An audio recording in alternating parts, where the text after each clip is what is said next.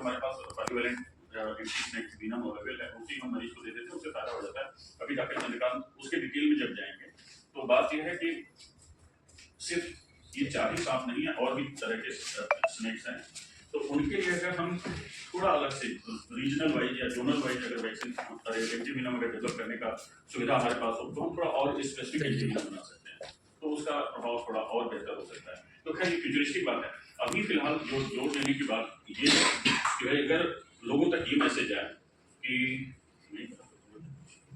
ठीक है, तो लोगों को ये मैसेज आए कि जैसे स्नेक बाइट हुआ, तो आप लोगों ने सबने देखा होगा पिक्चर, हिंदी पिक्चरों में क्या करते हैं, जैसे स्नेक बाइट हुआ तो है ना, फिल्म नगीना नागिन सब देखा होगा, तो क्या करते थे वहां पे और पैक लगाते थे और उसके बाद खून चूसने की कोशिश करते थे, और कई बार तो दिखाते थे कि खून चूस के उन्होंने ठीक कर दिया। ठीक है, वो सबसे बड़ी क्रांति फैली। तो अभी क्या करना है, बिल्कुल कुछ नहीं करना है। करना क्या है कि कुछ नहीं करना है, कहीं चीरा नहीं लगाना है, कोई चीज उस पर अप्लाई नहीं करना है, वो जैसे घाव है उसको रखना है और उस जगह को ऐसे ट्रीट करना है कि जैसे वहां पर फ्रैक्चर हुआ। मान लीजिए हमारी उंगली में काट लिया, तो हमें इसको ऐसे ट्रीट करना है कि फ्रैक्चर हुआ है तो हम क्या करते हैं, प्लास्टर चढ़ा देते हैं। तो अगर उंगली में कहीं काट लिया तो हम अगर मान लीजिए हमारे पास ये पेन है तो हमने उंगली को पेन से हल्का सा बांध दिया, ठीक है, तो अभी उसमें मैं आऊंगा, मतलब हल्का सा बस कर लिया, जिससे क्या होगा, पर्पज यही है कि इस उंगली को रेस्ट मिल गया। नहीं भी बांधा, अगर किसी तरीके से भी इसको रेस्ट मिल जाता है तो हमें रेस्ट देना है। क्यों? क्योंकि रेस्ट अगर नहीं देंगे तो ब्लड सर्कुलेशन यहाँ का बढ़ेगा, ब्लड सर्कुलेशन बढ़ेगा तो जहर और जल्दी से शरीर में फैलेगा। तो पहला तो काम ये करना है कि कुछ भी अप्लाई नहीं करना है, जितना जल्दी हो सके उतना जल्दी हेल्थ सेंटर पे जाना है। कुछ लोग सांप के बारे में दिमाग लगाने लगते हैं, गांव वाले खास करके ना, कि जो काटा था, अरे हमने देखा था उसको जहर नहीं था, ये था होता, उस सब चक्कर में पड़ना ही नहीं है। आप एक्सपर्ट नहीं हो, आप ठीक है एक्सपीरियंस से कुछ जानते हो बट एक्सपर्ट नहीं हो आप, तो स्नेक बाइट हुआ तो अस्पताल पहुंचो, बस सिंपल सी बात। और उस जगह पे कुछ अप्लाई नहीं करना है, उसको इमोबिलाइज रखना है। जो मैं कहना चाह रहा हूँ फ्रैक्चर ट्रीट करने का मतलब उसको हिलाना डुलाना नहीं है। और पहले आपने देखा होगा कि बहुत कस के हम रस्सी से या अंगोछी से या गमछे से बांध देते थे। अभी जो गाइडलाइन है वो कहती है कि नहीं, बिल्कुल नहीं बांधना है, ठीक है, क्योंकि बांधने से कोई फायदा नहीं। कई बार मैंने देखा है कि बांधने से स्नेक तो नॉन पॉइजनस था, मतलब जहरीला नहीं था, लेकिन सिर्फ बांधने की वजह से गैंग्रीन हो गई और हाथ काटना पड़ा, तो एक अलग समस्या है और उसका कोई एडेड एडवांटेज नहीं देखा। तीसरी चीज क्या करना है, तो आदमी को रिश्योर करना है कि सांप काट लिया तो ऐसा नहीं, आदमी को लगता है कि तो मैं मर गया, सांप काट लिया, तो उसको बताना कि नहीं ऐसा नहीं है, सांप काटने इसका मर गया ऐसा कुछ भी नहीं है, दवा हमारे पास अवेलेबल है, बिल्कुल ठीक हो जाओगे, तो घबराओ नहीं। घबराओ नहीं क्यों बोलना है, क्योंकि घबराने से क्या होता है, दिल की धड़कनें बढ़ जाती हैं, और दिल की धड़कनें अगर बढ़ गई तो क्या करेंगे, ज्यादा पंप करेगा तो उसको जो जहर को है वो और फैलाने में मदद करेगा। तो उनको ये कहना कि घबराओ नहीं, मतलब शांत रहो, हम अभी अस्पताल ले चल रहे हैं, तुम्हारा इलाज होगा। तो ये भी बहुत सारी चीजें हैं, चूंकि हम और डॉक्टर लहारिया एक ही स्कूल के पढ़े हुए हैं, कहने मतलब पब्लिक हेल्थ के हम दोनों हैं, तो डॉक्टर लहारिया स्नेक बाइट के एक्सपर्ट हैं, तो आगे की बातें हम उनसे सुनते हैं तो ज़्यादा अच्छा रहेगा। तो इसी के साथ मैं डॉक्टर लहारिया का वेलकम करता हूँ, तो आप दोनों से इंटरेक्ट करें। नमस्कार, धन्यवाद। सीएमसी ने संक्षेप में बहुत सारी बातें कह दी हैं। आई थिंक वो क्रक्स है उस चीज़ का। स्नेक बाइट का या सर्पदंश का मुद्दा है, एक बहुत बड़ी चुनौती है। जैसा कि आपने सुना, करीब 58,000 पूरे देश में स्नेक बाइट से डेथ होती है।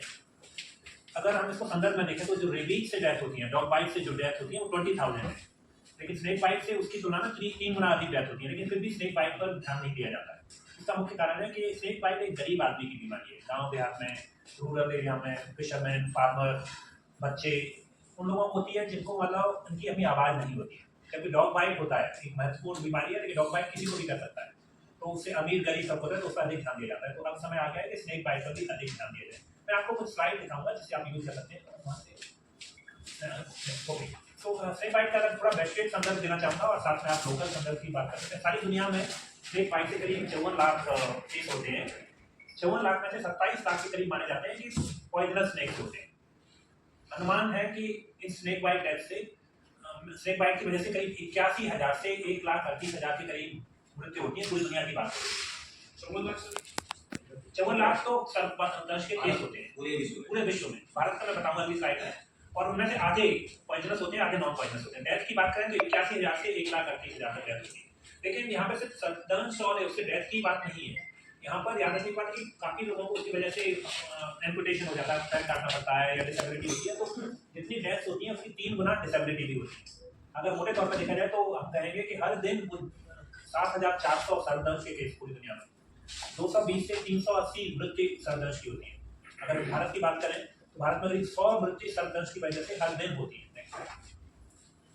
अब ये भारत के स्पेसिफिक आंकड़ा है आपके सामने कि भारत में जैसे कि बात हुई करीब 58,000 सर्पदंश से 20 लाख सर्पदंश के केस प्रति वर्ष आते हैं। अनुमान के अनुसार 58,000 डेथ्स होती हैं, लेकिन वास्तविक संख्या जो ऑफिशियली रिपोर्ट होती है वो काफी कम होती है। तो माना जाता है कि हर 14 सर्पदंश से हुई मृत्यु में से सिर्फ एक मृत्यु रिपोर्ट की जाती है। मुख्य बात याद रखने की है कि जैसे कि डॉक्टर सीएम सिंह ने भी चर्चा की कि करीब रूरल इलाके में रहने वाले आदिवासी किसान बच्चे फिशरमैन हर्डर को प्रभावित होती है। एक और याद रखने की बात है कि सर्पदंश से होने वाली अधिकतर मृत्यु मेल पुरुष में और 20 से 55 साल की उम्र में होती है। एक सामाजिक चुनौती है क्योंकि वर्किंग क्लास में और काफी बार फैमिली का अन्य मेंबर चला जाता है, तो उसकी वजह से सामाजिक नुकसान है, तो इस पर हमें अधिक ध्यान देने की जरूरत है। नेक्स्ट, काफी सारे अंधविश्वास और भ्रांतियां इसके बारे में होती हैं। जैसे कि हमने बात की कि लोग सोचते हैं कि झाड़ फूंक से ठीक हो जाएगा, जबकि अब मेडिकल साइंस एडवांस हो चुका है, सब बिना से पूरी तरह ठीक हो सकता है। चुनौतियां हमारे सामने है कि कुछ लोग रूरल बहुत पिछड़े हुए इलाके में रहते हैं, अस्पताल तक नहीं पहुंच पाते हैं। तो स्नेक बाइट के एंटीवेनम में एक और चुनौती जो देखी गई है वो ये है कि काफी बार नीति निर्माताओं को एक बात जो हम चर्चा कर रहे हैं कि बड़ी चुनौती है। तो हमारी एक सामाजिक जिम्मेदारी है कि देश में अगर इतनी अधिक सामाजिक मुद्दा बनाए, अखबारों में सोशल मीडिया से लाए। साथ में ये भी देखा गया है कि करीब आधे से अधिक डॉक्टरों को काफी बार मतलब अलग अलग सांप के बारे में पर्याप्त जानकारी नहीं होती है, तो उसकी वजह से भी कुछ चुनौती है। इसी संदर्भ में विश्व स्वास्थ्य संगठन कहता है कि उसने 2 दर्जा दिया था कि एक ऐसी डिजीज है जो बड़े लोगों को स्तर पर प्रभावित करती है, लेकिन इसको पर्याप्त ध्यान नहीं दिया गया। तो इसमें विश्व स्वास्थ्य संगठन ने 2019 में WHO global strategy on prevention and control of snake bite environment बनाई। उसमें टारगेट रखा गया, लक्ष्य रखा गया है कि 2030 तक सर्पदंश से होने वाली मृत्यु को आधा कर दिया जाए।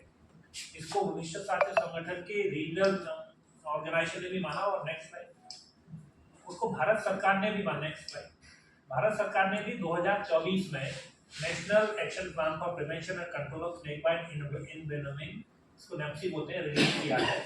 और इसमें भारत में सर्पदंश से होने वाली मृत्यु को आधा करने का निर्णय लिया है, जो विश्व का भी वो है।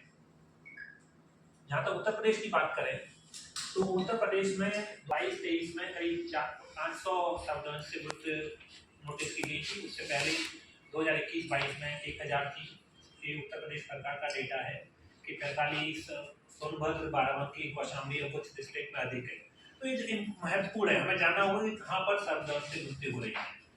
सरकार ने उत्तर प्रदेश में अभी जो अनुमानित मृत्यु होती है वो करीब 8000 है, लेकिन रिपोर्टेड 5। राज्य सरकार, जैसा कि मैंने मॉर्निंग में सुना था राज्य सरकार के प्रतिनिधि से, कि इस दिशा में कुछ कदम उठा रही है, जैसे कि ऑनलाइन रिपोर्टिंग या फोन पर रिपोर्टिंग की बात करिए, रिपोर्टिंग को बढ़ाने की जरूरत है, लेकिन इसको और तेज करने की जरूरत है।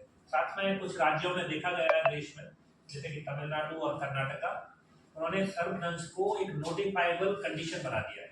नोटिफाइबल कंडीशन का फायदा ये होता है कि फिर उसके बाद चाहे वो रूरल एरिया में मृत्यु हो, चाहे वो शहरी एरिया में मृत्यु हो या प्राइवेट सेक्टर में हो, तो उससे रिपोर्टिंग बढ़ जाती है।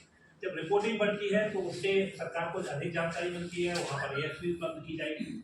तो राज्य सरकार के प्रतिनिधि से मैंने सुना कि उत्तर प्रदेश में भी सर्पदंश को नोटिफाइबल बनाने के बारे में कुछ कदम उठाए जा रहे हैं और संभवतः यह सफल भी होंगे आने वाले समय में। नेक्स्ट स्लाइड, राज्य में आपदा राहत कोष के तहत आपदा राहत के डिजास्टर में माना था, और हर सर्पदंश से प्रभावित व्यक्ति जिसको कुछ सर्टेन क्राइटेरिया मिलते हैं तो 4 लाख का कंपेंसेशन भी दिया जाता है।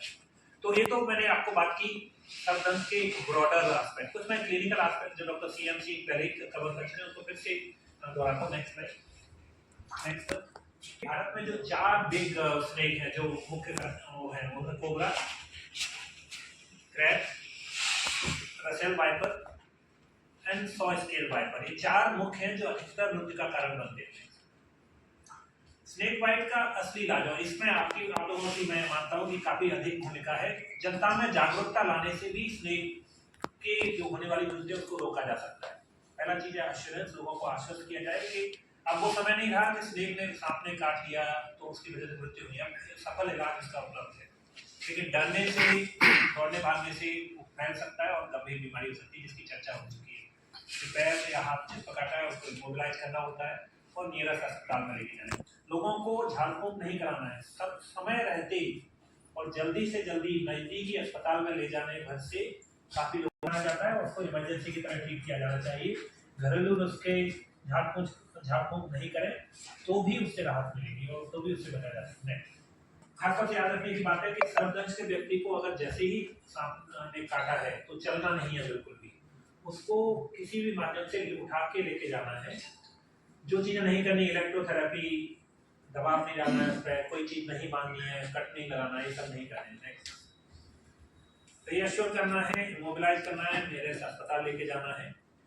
खासतौर से ट्रेडिशनल मेडिसिन का बारे में कोई साइंटिफिक एविडेंस नहीं कि इनका फायदा होता है, बल्कि इनका उल्टा नुकसान हो सकता है। हो सकता है कि कोई मेडिसिन कुछ खिला देते हैं तो उससे सर्पदंश के उससे जब अस्पताल में लेके जाएंगे और डॉक्टर से लक्षण पूछेंगे तो हो सकता है वो दवाई के लक्षण आ रहे हों और डॉक्टर को समझ में आने में कि कौन सा क्या सच में सर्प ने काटा है या किसी और वजह से हुआ है। तो ये कि कोई भी ट्रेडिशनल मेडिसिन का इस्तेमाल न किया जाए वो बेहतर है, क्योंकि उससे नुकसान ज़्यादा हो सकता है, फायदे नहीं जाएंगे। इसका आप फोटो ले सकते हैं कि संक्षेप में अगर किसी भी रूप में जनता को इन सारी चीज़ों के बारे में पता हो कि आश्वस्त करें, चिंता कम करें, उसको लेटा दें मरीज को, किसी भी तरीके का कोई चीज़ पहना हुआ है उससे पहले जिसको काटा है, चाहे वो घड़ी हो, जूता हो, ज्वेलरी हो, उसको हटा दें, क्योंकि कुछ केसेस में स्वेलिंग आ सकती है और अगर वो स्वेलिंग आ गई सर्पदंश के बाद तो व्यक्ति की उसमें गंभीर या मृत्यु हो सकती है। जरूरी है अगर कोई स्वास्थ्य सेवा प्रदान करता है। एक चीज और याद रखने की, सर्पदंश के व्यक्ति को सर्पदंश की जगह को जैसे कुत्ते के काटने पर उसको धोया या साबुन लगाया जाए, ऐसा कुछ करने की जरूरत नहीं। सर्पदंश में वॉश करने का कोई रोल नहीं है और किसी भी हर्बल रेमेडी का कोई रोल नहीं है। डायग्नोसिस हम इस पर नहीं जाएंगे, लेकिन मुख्य बात नेक्स्ट 3 प्रकार के सर्प होती है। किसी से वो पतला हो जाता है, ब्लीडिंग से व्यक्ति की मृत्यु हो सकती है, किसी सर्प की वजह से न्यूरोटॉक्सिक बोलते हैं, पलक एकदम गिर जाती है, तो अलग अलग चीजें होती हैं। सर्पदंश के मुख्य लक्षणों की अगर बात करें जो जनता में पता होनी चाहिए कि यूजुअली जिस जगह पर पेन दर्द होता है वो दर्द हो सकता है, जलन जैसा दर्द हो सकता है, एकदम बर्स्टिंग पेन, खूब सारा मतलब जैसे दबाव करना है उस तरह का दर्द हो सकता है। उस जगह पर स्वेलिंग आ सकती है। कुछ लिम्फ नोड जो गांठें होती हैं पैरों और जांघों में और आंख पेट में बढ़ सकती हैं, लेकिन जरूरी नहीं है कि इस तरह के सारे लक्षण ही आए। कुछ सर्पदंश जैसे कोबरा क्रेन का जो के काटने के बाद कोई दर्द नहीं होता है, वो पेनलेस होता है, वो स्वेलिंग भी नहीं आती है। तो कुछ सर्प बिना पेन के, बिना स्वेलिंग के भी हो सकते हैं। तो जैसा कि डॉक्टर CM सिंह ने बात की, अंदाजे से नहीं चलना है, डॉक्टर की सलाह पे जाना। नेक्स्ट तो ये लोकल साइट के लक्षण होते हैं, साइंटिफिक फैक्ट है, उसके आधार पर कुछ और लक्षण होते हैं, विस्तार में नहीं जाएंगे। हमने चर्चा कर चुके हैं, विनम होते हैं, काफी प्रभावकारी होते हैं। सारे सर्पदंश के लिए एक ही तरह की वैक्यूम होती है, उसमें सारे कंपोनेंट होते हैं। उत्तर प्रदेश में करीब 30 प्रकार के सर्प पाए जाते हैं, उसमें से 18 पॉइजनस होते हैं और 4 जो हमने बात की वो पहले ही हो चुके हैं। सर्पदंश का एक आम अस्पतालों के लिए मुख्य प्रभावकारी होता है खून ब्लड सैंपल लेके इसको रखते हैं। अगर जम जाता है तो नॉर्मल है, नहीं जमता तो कुछ सर्प का जहर होता है जो खून को पतला कर देता है, ब्लीडिंग होने लगती है। नेक्स्ट ये मुख्य रूप से अस्पतालों के लिए हमने हमारा आज का उद्देश्य यह भी था कि डॉक्टर्स यहाँ पे इमरजेंसी फिजिशियन तो उनके बाद को सर्पदंश के प्रोटोकॉल के बारे में जागरूकता लाई जाए, वो डिस्कस किया गया था। की बात हुई थी, आई थिंक हमने ज्यादातर मुद्दे कवर कर दिए हैं। अगर उसके बाद आपके Sir, as you have said related with that, you have seen for the rabies there is a pre-exposure prophylaxis. There is a medicine or whatever the injection has been given, and for the post also. Why it has been not invented for this main case? Why there is not any medicine going on to make for that also? क्या खास कारण होगा कि ये चीज नहीं की जा रही जैसे रेबीज नहीं की जाती? तो वो तो सर बता देंगे, कोई दिक्कत नहीं। देखिए उनका सवाल मुख्य रूप से है कि अगर रेबीज डॉग बाइट के अगेंस्ट वैक्सीन है और उस वैक्सीन को डॉग को बाइट करने से पहले भी लगाया जा सकता है और उसके बाद भी लगाया जा सकता लगाया जा सकता है। तो सर्पदंश में ऐसा क्यों नहीं है? उसका कारण ये है कि जो रेबीज वायरस होता है उसको इन्फेक्शन के बाद बीमारी होने में एक लंबा समय अंतराल होता है। वो 10 दिन से लेके 180 दिन तक की में बीमारी करता है। तो हमें पर्याप्त समय मिलता है कि उसके बाद उस व्यक्ति को वैक्सीन दी जाए और उसके बाद व्यक्ति के शरीर में एंटीबॉडी बन जाते हैं और उसके बाद वो उसे प्रोटेक्ट कर लेता है। लेकिन सर्पदंश में जो पॉइजन है, वीनम है, वो इमीडिएट इफेक्ट में काम करता है। तो उसको वो इतना अलाउ नहीं करता है कि हम उसको बॉडी को उस चीज के लिए तैयार कर पाए। तो अलग अलग मैकेनिज्म, वो वायरस है जो पैथोजन है, वो उससे इम्यून सिस्टम पर अलग तरीके से काम करता है। ये वीनस पॉइजन जो जहर होते हैं जिनको हिंदी में कहते हैं, वो अलग तरीके से काम करते हैं, इसलिए इसको वो नहीं किया जा सकता। लेकिन इनमें जो इस तरह की पद्धति होती है उसमें एंटी स्नेक वीनम है, उसको न्यूट्रलाइज करने का काम करता है। और यहाँ पर चूंकि आपने सवाल किया तो यहाँ पर महत्वपूर्ण बात है कि जैसे ही सांप काटता है, अलग अलग सांप का अलग अलग प्रकार का जहर होता है, तो उसका असर आएगा, उसका जितनी गंभीरता होगी वो कई बातों पर निर्भर करता है कि अगर उस सांप ने कितनी बार काटा है, बॉडी के किस ऑर्गन हिस्से पर काटा है, और उस सांप ने उससे पहले किसी और को कब काटा था, क्योंकि वो जो वॉल्यूम सांप इंजेक्ट करता है वो डिटरमाइन करेगा कि उसका व्यक्ति का कितनी क्विकली असर आता है। एक चीज। दूसरी चीज है, सर्प के असल में जो ब्लड के माध्यम से सर्कुलेट होता है, तो धीरे धीरे वो बॉडी के डिफरेंट पार्ट से, जैसे न्यूरोटॉक्सिन तो नर्व से अटैच होता है, तो कुछ समय लगता है उन चीज़ों में। तो हमारे पास उतना अधिक समय नहीं होता है सर्पदंश में जो डॉग बाइट में होता है। डॉग बाइट करने के बाद यूजुअली आप अभी भी वैक्सीन ले सकते हो। दूसरे शब्दों में मैं आपको बात बताऊं जो डॉक्टर लहरिया समझाने की कोशिश कर रहे थे कि जो डॉग बाइट है, तो जब कुत्ता काटता है तो जहाँ पे काटा हुआ है ना वहाँ पे एक वायरस छोड़ता है। वायरस एक तरह का कीटाणु हो गया, जीवाणु हो गया, तो वो वायरस फिर नर्व से अटैच होता है, फिर धीमे धीमे जाते हुए ब्रेन में पहुँचता है, फिर उसका इफेक्ट आता है, अगर आना होता है। तो वायरस के अगेंस्ट तो हमने वैक्सीन बना लिया। बहुत सारी बीमारी जैसे मीजल्स है, वहाँ भी वैक्सीन हमारे पास। तो चूंकि रेबीज वायरस से हो रहा है, जहर से नहीं हो रहा है, वायरस से हो रहा है, तो वायरस के अगेंस्ट हमने वैक्सीन बना ली, जिसको हम काटने के पहले भी दे देते हैं जो हाई रिस्क में रहते हैं, और अगर काट लिया तो उसके बाद जो पहले दिया हुआ उनको कम डोज देना होता है, जिनको नहीं दिया उनको ज़्यादा देना होता है। इसमें जो डॉक्टर साहब समझा रहे हैं कि ये तो प्री फॉर्म जहर है ना, जो सांप के मुंह में है, उसने काटा तो सीधे जहर डाल दिया, तो इसलिए उसका वैक्सीन नहीं बन सकता। उसके लिए हम टॉक्सॉइड बनाते हैं, एंटी टॉक्सॉइड बनाते हैं, जिसको हम ASV बोलते हैं। तो ये भी बना हुआ है, जहर अंदर चला गया हमारे, उसी जहर को न्यूट्रलाइज कर देता है। हमें लगता है क्लियर हो गया। अच्छा, जैसे ग्रामीण क्षेत्रों में बहुत से जानवर होते हैं जो उस क्षेत्र तक नहीं पहुंच पाएंगे, उस अस्पताल तक नहीं पहुंचेंगे, तो क्या फिलहाल कोई ऐसा ट्रीटमेंट जो ग्रामीण क्षेत्र वाले लोग अपने आप पहले कुछ कर सकें उस तक? दूर क्षेत्र में तब तक कुछ ऐसा मेडिसिन या कोई ऐसी चीज?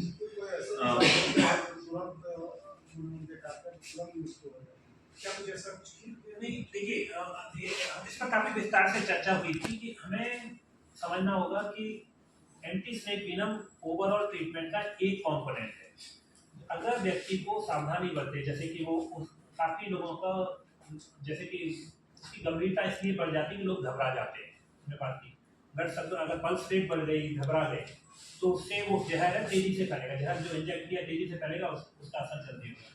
उसी तरह से अगर आदमी दौड़ने लगा या आदमी को चला दिया तो उससे भी मतलब जो मसल का होगा, ब्लड सर्कुलेशन बढ़ेगा। तो अगर हम इन चीज़ों को वो कर दें कि मतलब अश्योर करें कि घबराओ नहीं, इसका इलाज हो सकता है या हम लेके चल रहे हैं, तो वो भी अपने आप में उसको प्रोसेस को डिले करेगा और एक अपने आप में एक तरह का इलाज है। परसेंटेज कम हो जाएगी, ऑफ कोर्स परसेंटेज कम हो जाएगा कि उसे घबराए नहीं, अश्योर करें, उसको इमोबिलाइज कर दें और समय को इस्तेमाल करें वहाँ पर। कितनी देर तक रोक सकते हैं? मान लीजिए हम अस्पताल जाकर के आधा घंटा पौन घंटे हो जाए, 1 घंटे हो जाए, जल्दी लेके जाना है, लेकिन उसमें ऐसा नहीं है, उसकी क्वांटिटी के ऊपर डिपेंड करता है, कहाँ पर बाइट किया है इसके ऊपर डिपेंड करता है। लेकिन यूजुअली समय होता है, न्यूरोटॉक्सिक वगैरह होते हैं, फिर भी समय होता है। आपको जितनी जल्दी है ले जा सकते हैं, बाकी कुछ चीज़ों का तो कुछ किया नहीं जा सकता है, नीरज फैसिलिटी पर ले जाइए, कुछ प्राइवेट प्रोवाइडर पर ले जा सकते हैं, लेकिन कुछ चुनौतियाँ नहीं। बिल्कुल, मतलब कहने का मतलब जो आपका क्वेश्चन है उसका बहुत क्लियर आंसर ये है कि और कोई इलाज नहीं है, बचाव वाले जो स्टेप बताए हैं कि उसको हिलाना डुलाना नहीं है, बिल्कुल फ्रैक्चर की तरह ट्रीट करना है, वो सब ये है कि डिले करेगा, देर करेगा उसके जहर को, असर को आने में। और बट अल्टीमेट सोल्यूशन जो है वो ASV ही है, जो वो है ना, एंटी स्नेक वीनम। इसको फर्स्ट लाइन ऑफ ट्रीटमेंट कह सकते हैं हम लोग, या it is the only treatment? नहीं, आप उसका अगर जहरीला सांप है तो ये सिर्फ यही ट्रीटमेंट है। इसके साथ हम और भी चीजें देते हैं दवा, जैसे सेकेंडरी वो फर्स्ट लाइन नहीं हुई, वो ये हो गया कि जैसे न्यूरोटॉक्सिक है, तो न्यूरोटॉक्सिक जो जिस नर्व के जंक्शन पे होता है तो उसके लिए न्यूरोस्टिग्मिन देते हैं। लेकिन अगर जहरीला सांप है तो न्यूरोस्टिग्मिन देने से ठीक नहीं होगा। तो फर्स्ट लाइन जो आपने कहा ना, फर्स्ट लाइन यही है, ASV। तो ये सब ग्रामीण क्षेत्र के मतलब जितने भी प्राथमिक स्वास्थ्य केंद्र हैं वहाँ कायदे में उपलब्ध होने चाहिए, बहुतों में है, बहुतों में अगर नहीं है तो भी गवर्नमेंट हमें लगता है प्रयास में है, जल्दी उपलब्ध करा देगी। वैसे ज्यादातर सरकारी अस्पतालों में ग्रामीण क्षेत्रों में उपलब्ध है। 20 से 55 साल आपने बोला था कि मेल ज्यादा उसमें चटाते होते हैं जी। वजह क्या है sir? Why not females, males भी? उसका कारण आप जानते हैं, जो मेल का गांव एरिया में काम है वो थोड़ा अलग है, मतलब घर के बाहर वही जाता है, जैसा खेतों में या घर के बाहर वही सोता है, खेतों में पानी गिरा वहीं सो गया, तो मतलब घर के बाहर वो ज्यादा होता है, इसलिए उसको काटने का चांस ज्यादा रहता है। जो कंपनसेशन वाली बात है सर, ये केस ऑफ डेथ है कि या एम्पुटेशन वगैरह हो गया उसमें कि डेथ है और कुछ क्राइटेरिया फॉलो करने होते हैं, उसके बाद जैसे ऑटोप्सी होनी है उस व्यक्ति की और सारी रिपोर्ट्स। सर इसमें एक चीज क्लियर करना चाहता हूँ मैं कि ये जैसे उसमें कोई आदमी रास्ते में जा रहा है या ऐसी जगह पे है जहाँ वो देख नहीं पाया कि काटा किसने, उसको ये तो हुआ कि कोई जगह काट, कोई जानवर काट के भागा है, कोई कीड़ा मकोड़ा कोई भी काट के भागा है, लेकिन वो देख नहीं पाया कि कौन किसने काटा है। ऐसी स्थिति में उसको सांप का मानना चाहिए या मानना चाहिए तो फिर क्या करना चाहिए, इसके बारे में थोड़ा बताइए। देखिए, उसमें ये है कि अगर आपको, आपने देखा नहीं कि अगर आपको थोड़ा सा भी शक है कि सांप ने काटा है तो अस्पताल ही जाना है। और उसमें एक चीज बता दूं, अस्पताल जाना है तो पहले जैसा डॉक्टर लारिया ने बताया था कि वहां जाने के बाद डॉक्टर देखता है अच्छा कि सांप के काटने का कोई सिम्टम आ रहा है कि नहीं, उसके बाद वो फिर वो दवा दे देगा। इन केस कई बार लोग पूछते हैं कि मान लीजिए डॉक्टर से गलती हो गई कि सांप नहीं काटा था या जहरीला सांप नहीं काटा था और उन्होंने वो दे दिया, हाँ, तो उससे कोई नुकसान नहीं है। अगर उन्होंने दे दिया तो कोई नुकसान नहीं है। जैसे लोगों को लगता है कि अरे वो तो काटा नहीं था तभी दे दिया डॉक्टर ने, इस वजह से कुछ दिक्कत हो गया, ऐसा कुछ नहीं है, उससे कोई दिक्कत नहीं। जो साइड इफेक्ट होना है तो जिसको काटा है उसको भी देने पे वही होगा, जिसको नहीं काटा है उसको भी देने पे वही होगा। तो अस्पताल में उसको मैनेज करने के लिए हमारे पास दवाएं होती हैं, तो उसके लिए चिंता करने की जरूरत नहीं। डॉक्टर साहब जैसे कि कोबरा वगैरह काट लेते हैं और तुरंत उसका जहर फैलता है, जहरीली, जैसे या फन हरा वाला जो तारे वाला, उसका फन बहुत जहरीली तरीका से वो हॉस्पिटल तक नहीं पहुंच पाएगा, तो कैसे क्या उसका उपाय है? नहीं, अच्छा, ये सवाल पूछा था इन्होंने। ऐसा नहीं है, कोबरा जैसे काटता है तो कोबरा का जो जहर है वो साइटोटॉक्सिक होता है और न्यूरोटॉक्सिक होता है। तो जो साइटोटॉक्सिक इफेक्ट जो मतलब वहाँ जहाँ काटता है वहाँ पे वो सड़न शुरू करता है, नेक्रोसिस करता है, वो इमीडिएट नहीं होता है। और जो न्यूरोटॉक्सिक इफेक्ट है उसको भी आने में थोड़ा टाइम, हमें 1-2 घंटे का टाइम तो मिलता है।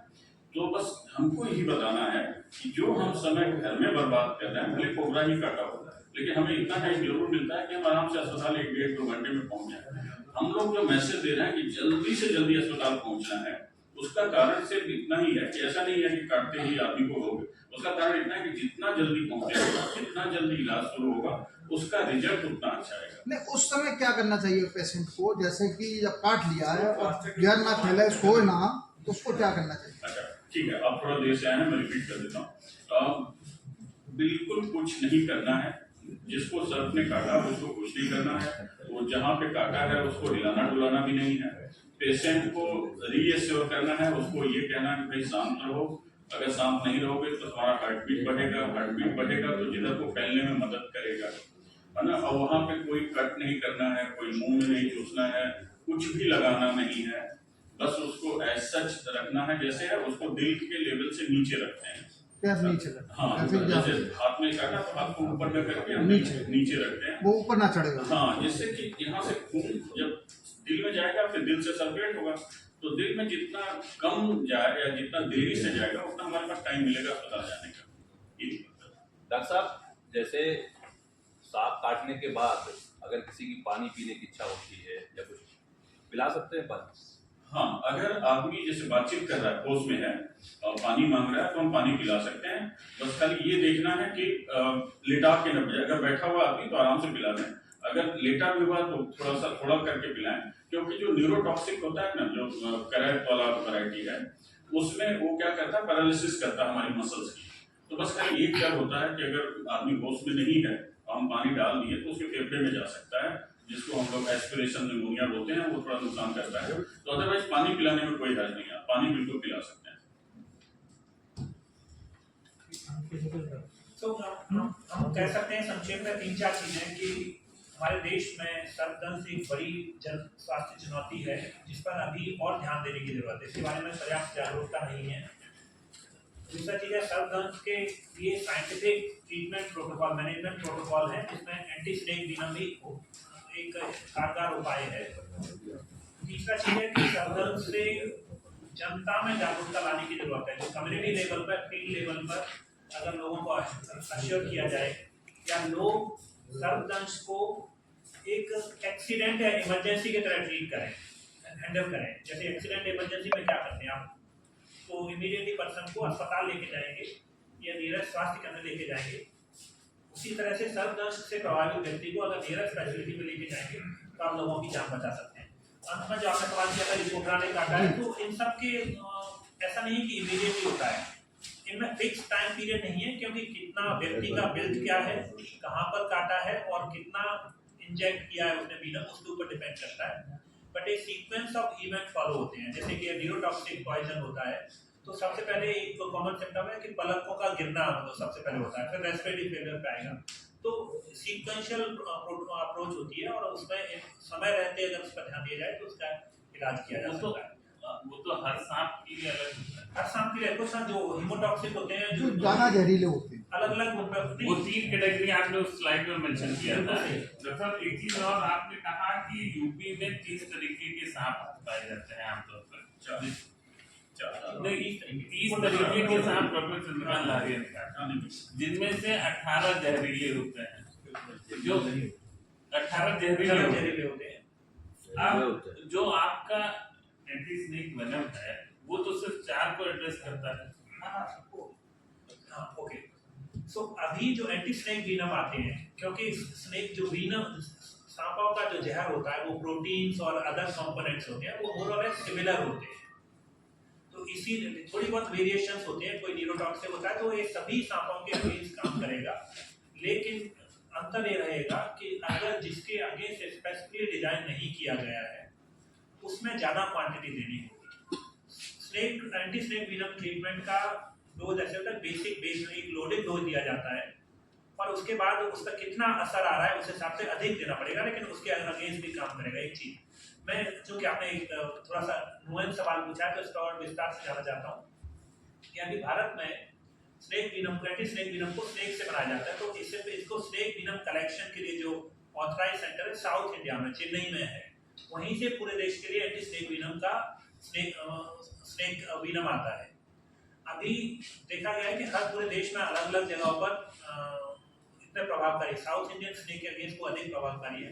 तो एक पॉलिसी की बात की जाए तो पॉलिसी की जरूरत है कि देश में नॉर्थ इंडिया में भी कुछ anti snake venom collection centre establish किए जाए, जिससे region specific snake venom create किया जा सके। लेकिन एक बड़ा पॉलिसी मुद्दा है, लंबे समय में होता है। फिलहाल उपलब्ध ASD सभी सांपों के लिए प्रभावकारी होते हैं, बस अंतर यह है कि उनका एक क्वांटिटी आनी चाहिए।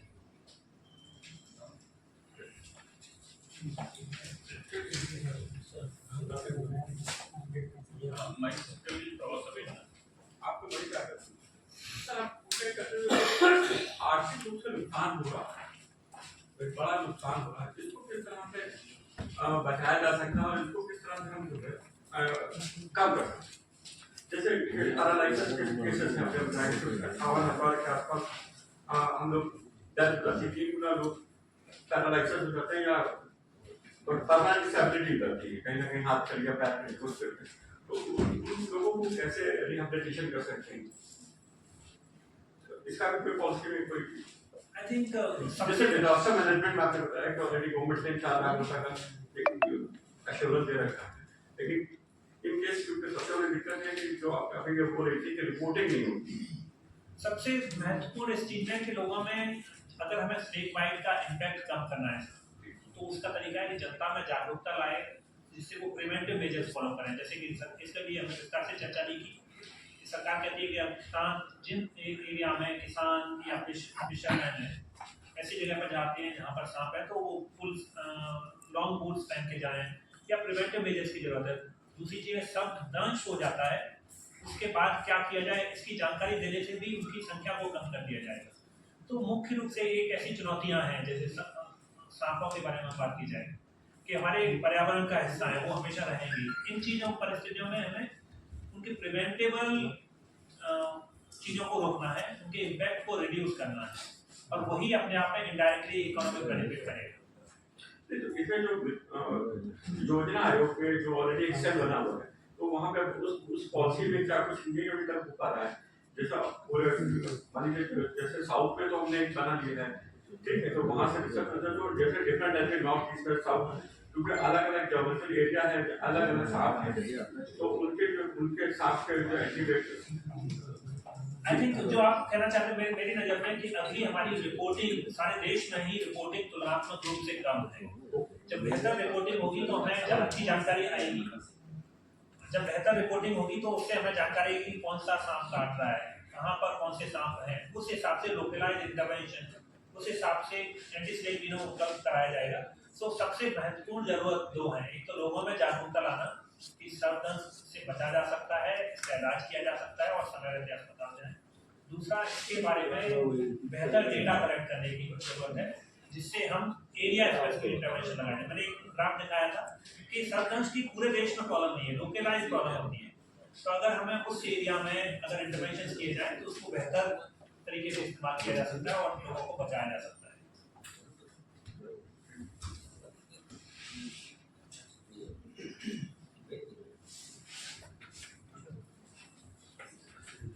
डॉक्टर बात ना हो बाहर बैठे